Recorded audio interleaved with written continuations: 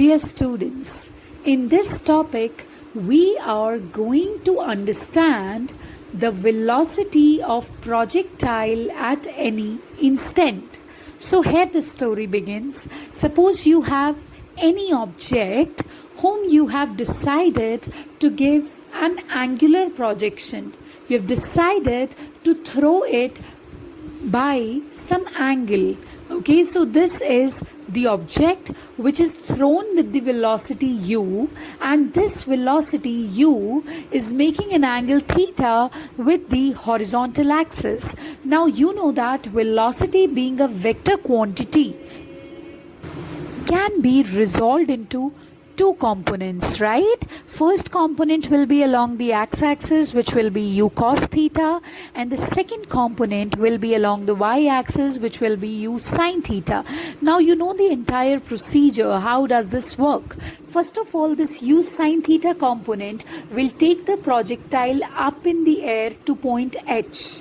So now what's going to happen? When the projectile is going up in the air, what is happening? It is facing some retardation.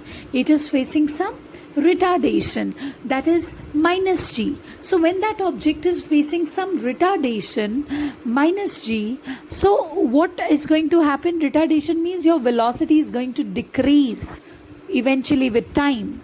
So when the velocity is going to decrease eventually with time, a stage will come when that velocity will become zero, when this u sin theta will become zero. But even then, u cos theta remains here, and because of which the object slightly moves forward. But as soon as it moves forward, the gravitational pull of Earth starts acting on that object, and that's why eventually the object starts coming down. Okay, so we know this theory.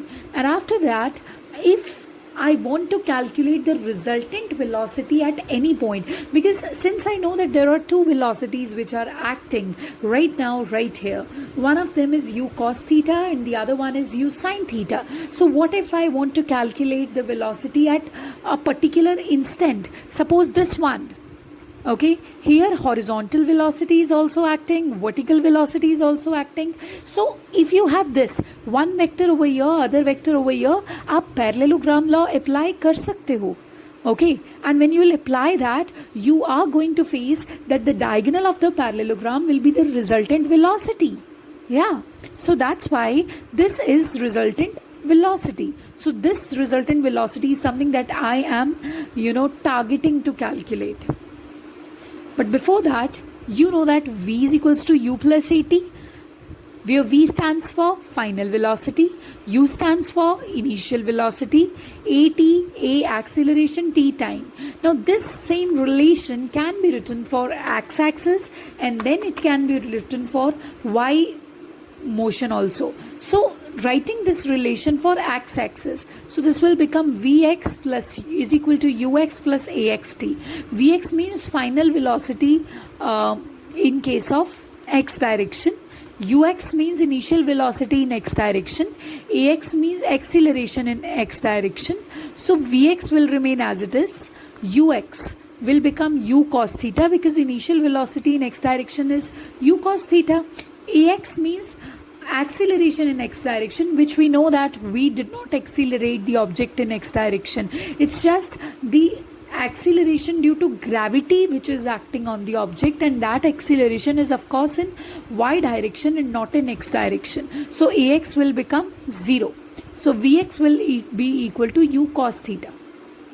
Similarly, you have v is equal to u plus at, so you can write it vy is equal to uy plus ayt in y direction.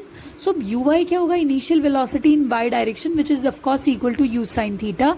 अब अगर आप इतना motion consider करते हो O to H, तो you know कि it's not the acceleration due to gravity which is acting, it is retardation due to gravity, because when the object is going up in the air, then the earth is still trying to pull it downwards. So it is going against the gravitational pull. So AY will be taken minus G because we are taking the motion from O to H, right? So this is Vx, this is Vy. तो आपके पास final velocity in X direction भी है, final velocity in Y direction भी है.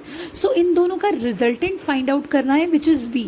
We know that resultant is written as under root a square plus b square plus 2ab cos theta. This is the resultant according to parallelogram law as well as triangle law. अब r की जगह होगी resultant velocity v is equals to under the root. In place of a square we will have vx square. In place of b square we will have vy square. Now plus 2ab cos theta. Theta is the angle between the two vectors whose resultant you are finding.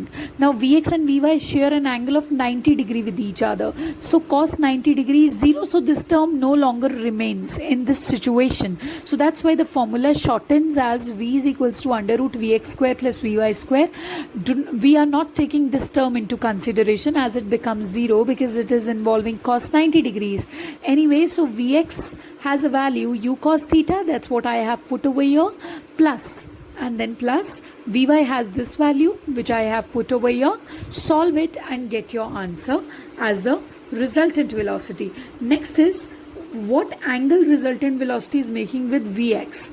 Suppose this angle is beta. So tan beta will be equal to perpendicular upon base. Perpendicular is Vy, base is Vx. So Vy upon Vx will give you tan beta. So Vy का value था u sin theta minus gt and Vx had a value u cos theta. Solve it and get your answer. This will give you the angle which the resultant velocity is making with Vx.